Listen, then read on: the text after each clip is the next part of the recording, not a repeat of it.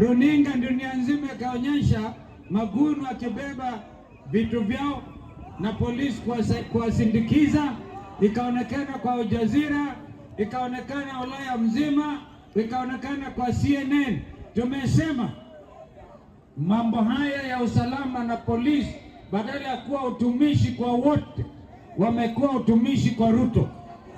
Hatuwezi tena sisi tuandikia dunia nzima tuseme lazima Kenya iendelee kuwa nchi ya demokrasia inayosimamia katiba. Wangapi wanakubaliana lazima ikae namna hivyo?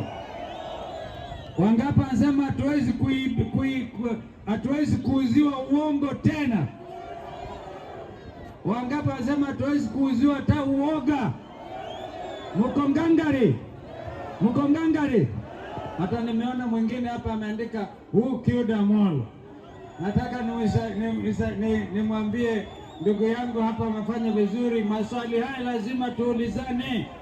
Hii ni nchi ambayo iko na uhuru wa kusema, uhuru wa kufikiri na uhuru wa kukaa pamoja kama wananchi. Asanteni sana.